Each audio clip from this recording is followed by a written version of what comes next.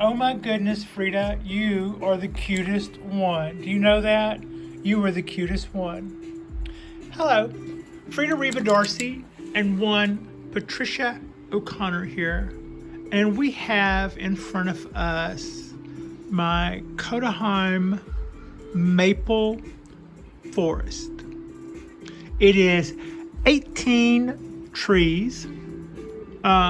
They are pretty well died back for the winter. It is Saturday, December. No, excuse me, January the 1st. Can you get the date right, Pat? Yeah, it's the first day of the new year. And I thought I would quit putting off the video that I've been meaning to do about making forests for bonsais. They can be the most complex bonsai you could ever do, or they could be the easiest, most lax bonsai you've ever made. I mean, the extremes when it comes to forests swing wildly when it comes to this. There's almost, I would say, there are all kind of rules, but I would also say there are almost no rules, because when it comes to forests, you can find really exceptional examples of forests that are done in different types of ways. For instance, if you were a bonsai grower or a bonsai nursery, you will see those guys, they tend to use some of their worst trees will be set aside for forests. And the reason for that is we have our singular trees in their pots, and they have their front, and they have their ramification, and they're like here I am, right, in all of their singular bonsai glory. But forests don't really look like that. They look more like a mixed mesh of a bunch of things trying to harmonically occupy as close to the same place as possible. That's kind of what a forest is. So they tend to not want to have a whole bunch of individual, standalone, brilliant looking trees that are all crammed in there tight together to where you can't see them. The dimensions are best played out when you use your mixed match trees. Also, you can put a little thought into this. If you have a bunch of trees that are shaped one way and you go, well, that's not too straight, so maybe you didn't want to use it for something else. You can turn it facing, deciding what your front is. You can turn that C-shaped tree at a different angle to where it appears straight to you. Got that, Frida? I think you have that. So that's just kind of the part of the ways that people do this. Now, I have seen people get so complicated that they would like measure the diameter, the width or the length of the pot, and they would cut some fairly heavy wire, like what you would wire down the foundation of a pot with, and they will cut several lengths of those, put them down lengthways in the pot, and then cut some strands going acrossways, and they would make a metal wire grid. And then they might take a piece of paper and draw that grid and draw circles on the grid where they intend to put their trees, and then lay the grid down in the pot, and then begin to now the grid would be all wired together like a big tic-tac-toe board or something, right? Except it would have little wires at all of the little cross sections. And so then you would lay that down in the pot, and then you would look at the chart you had made and lined up all your little circles where you wanted to plant all of your trees. And I mean, you could really go all out and draw the schematic and the whole bit and build your trees that way. On the other hand, I have seen people take those nursery flats and put sphagnum or peat moss in them. and sow maple seeds in that. And the next year when they sprouted, they let them grow in that until they made a slab of them, a slab of maple trees. And then they would cut that out to shape and put that on akadama. And depending on their bonsai skills, they could also get a very acceptable bonsai forest. So on one hand, you will have people tell you to pick trees that are several years apart, so that maybe there'll be a little variation in the size. I didn't know that. I hadn't even thought of that when I started this one. I would have. I think the guy I bought these maples from, I probably could have gotten some. A third of those, maybe a year older or something, probably would have been very doable.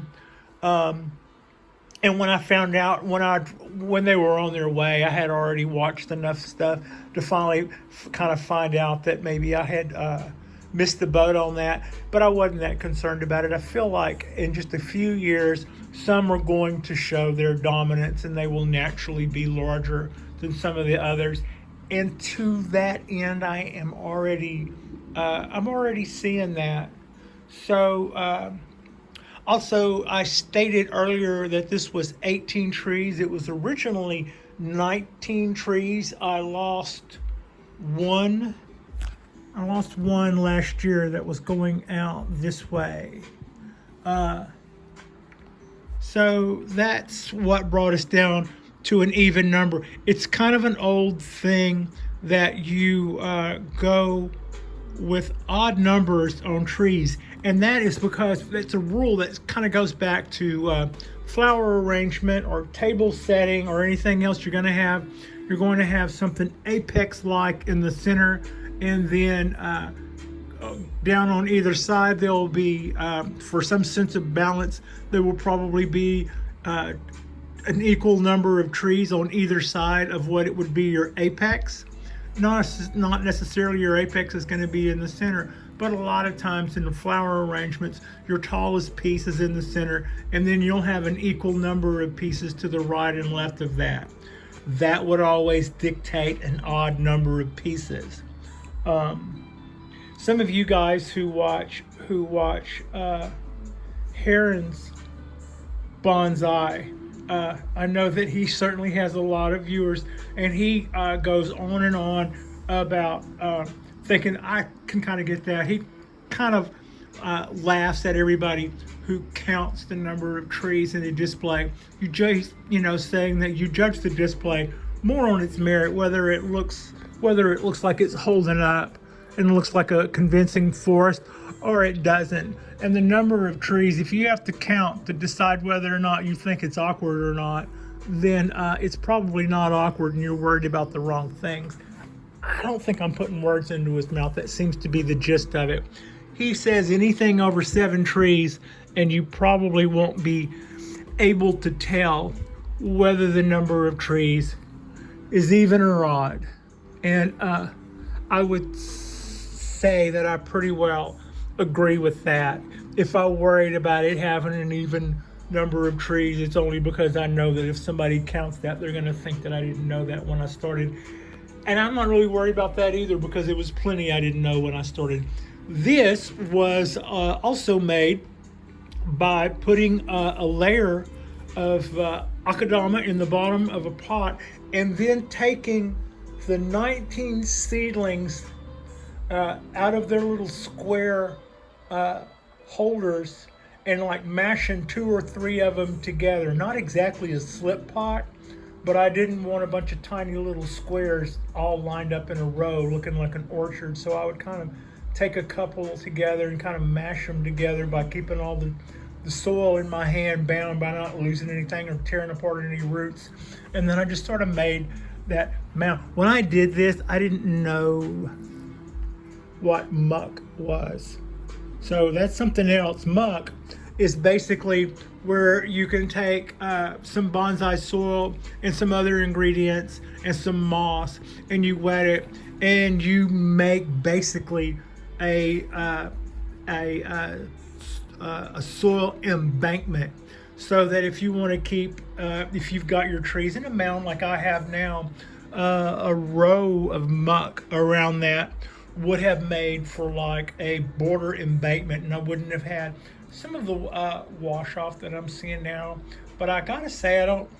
That's accidental, but I would fix that if I were worried about it. The basic idea here is that I'm going to let this go another year or so, and then when I go to take it out of the pot, all of those roots will have formed one really strong mat.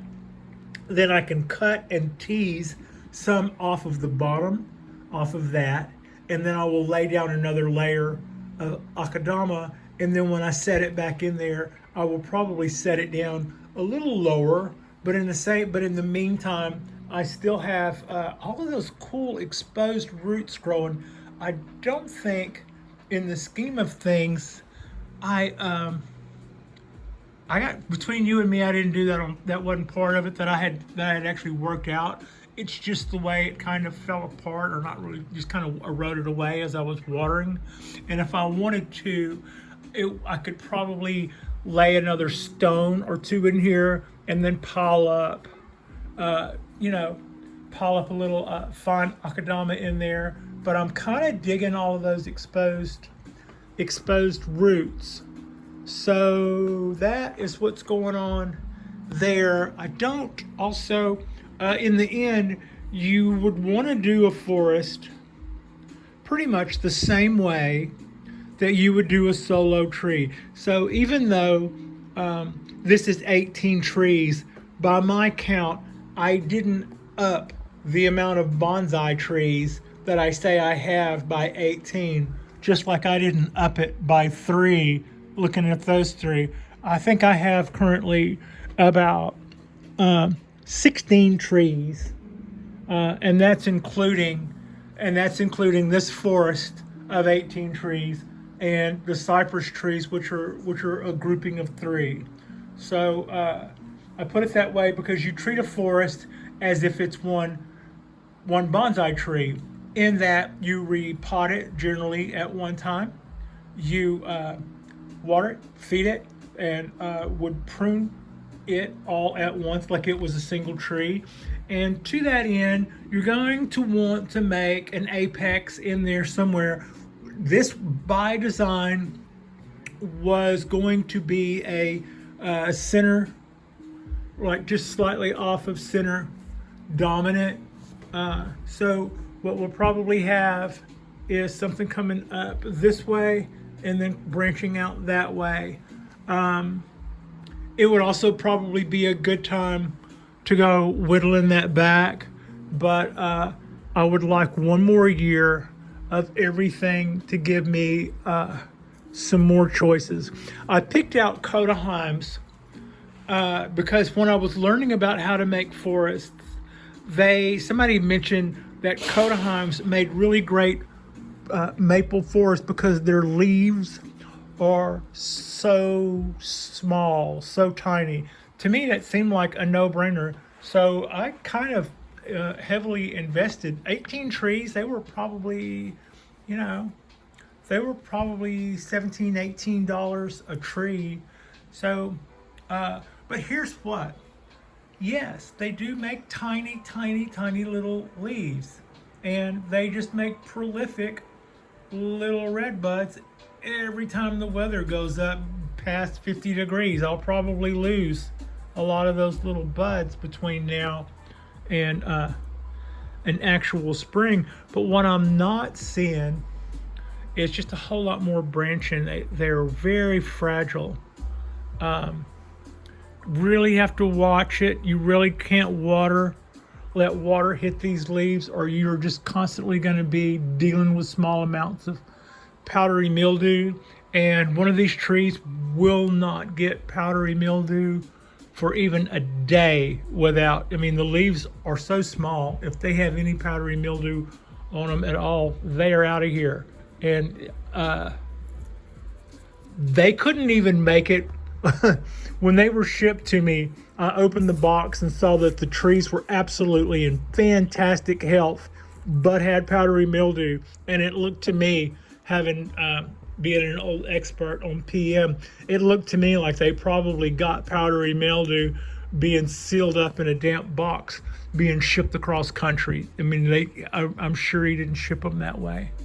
And it looked like a fresh attack. But so I basically wouldn't lay blame there. Oakland, or this part of the Bay Area, everything that grows along the fence is just covered in PM. If it doesn't have it when it gets here, it will. It will in a minute. So far, I'm just kind of pruning back some of the little leafies. I know how I said some people go to all the trouble to draw out a design and build a grid and label, draw little circles on their grid and construct their forest, while other people have just taken Anderson flats, put some moss in them, and then just sowed a layer of maple seeds on there and let the spring do its thing. And a couple of years later, they would literally cut those squares out with like a butcher knife and then cut them pot shaped and start. You could basically start that haphazardly, but if your practices from then on, given a couple of years, you could still have a really nice forest. So it's more about, it's not really even, I say, it's not necessarily how you start, it's what you do with it. And I wish these little guys would make more branches, more so than hundreds of little leaves so close to the main body. I need to prune all these guys back, but I'm not too anxious to do it because we could have more dieback. I don't know how much color we're gonna have. So let's wait till a little closer to spring and see what we still have left in the way of little branches and twigs before we start making decisions to lop stuff off. But again, basically, I'll probably just kind of keep it cleaned up a little, keep the weeds out of it.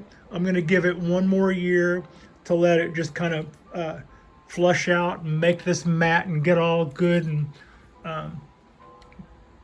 make a good, hard, solid mat. So when I pick this thing up, when I lift it up from the bottom, it'll pretty much stay intact. Then I can it makes it really easy. You don't have to cut these things loose and do the roots necessarily the way you would a normal bonsai tree. You basically just take the whole mat up, like it's almost like your like it's the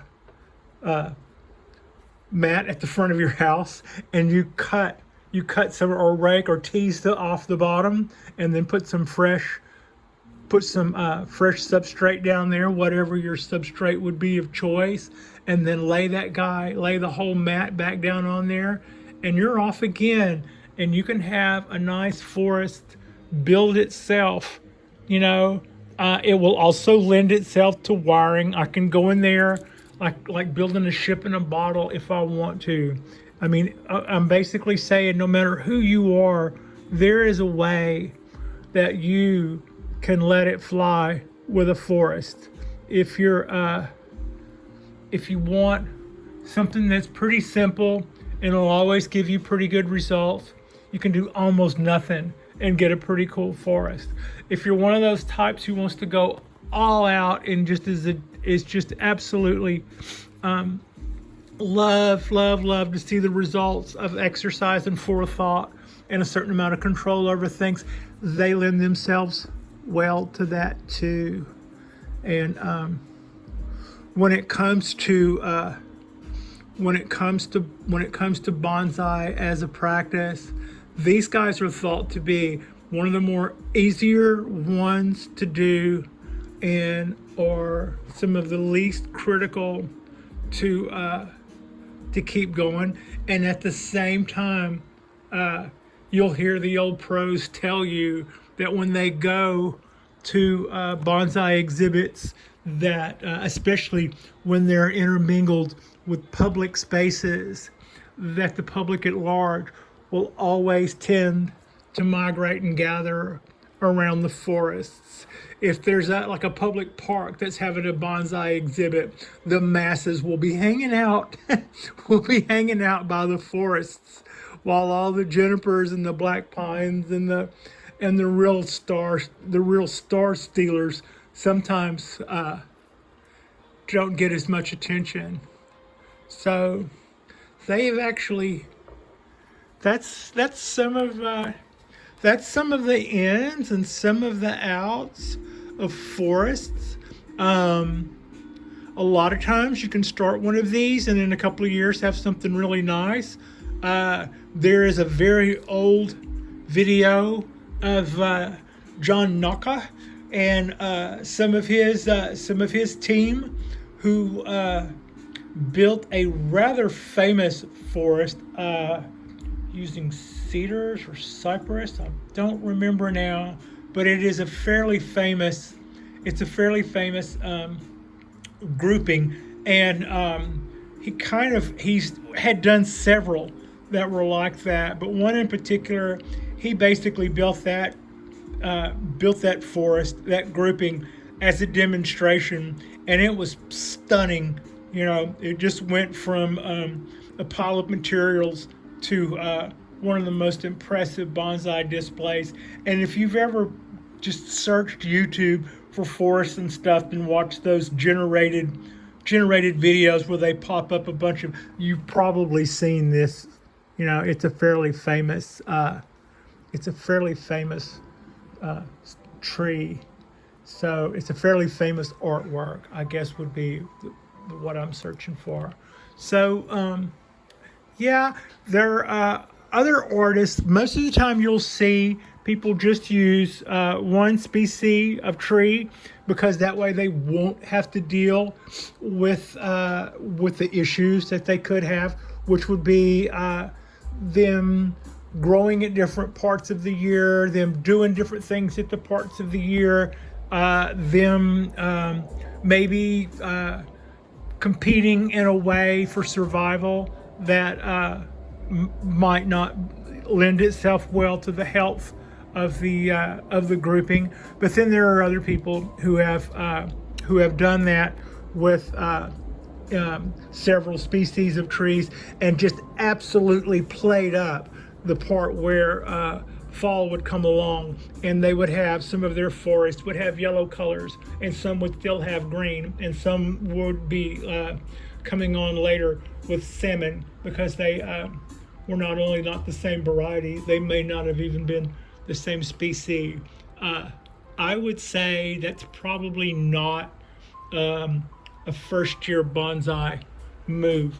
Although, if you want to let me tell you that you can as your inspiration to prove that you can do anything, then yeah, go for it. So pines, you can make them like that. You can also junipers. I've seen a few little, you don't see as many forests with junipers, I don't think. Cypress, yes. Bald cypress, like my swamp cypress, or the more European style cypresses. I've seen those make lovely forests as well. Another fun thing to do, in fact, I'll probably get into one of these. I've started having a few ideas about rafts. I haven't given rafts a whole lot of thought until here recently. I saw one that somebody had done, and they were doing things that I hadn't really thought about because I wasn't really that interested, hadn't given them a lot of thought. But there are some trees that I think that would be absolutely beautiful as a raft, and I think I may, before I do another forest and another grouping, I may do a raft next. But I have really enjoyed this one. It took me probably, once I got the materials in. Oh, and this is a This poor pot, I need to clean this pot. This is a Kodaheim. This is a Kodaheim maple forest, but it's a Tokonami pot. So it's actually, I should probably do a little better. It looks a little muddy, but that's actually a nice pot. And when it is all filled out, it looks really pretty. I wish I had more branching and stuff. That might be what I have to put up with for this style of maple. I don't necessarily think that just tiny leaves that are that close to the main tree body are convincing, but I have also seen some other Kodaheim maples that did have branching and ramification that would be a little bit more of what you would expect. So I think it probably comes back down. Probably comes back down to me, and it's not like I'm not happy with it. I am, for what I put into this every spring when this busts back out. It's absolutely gorgeous.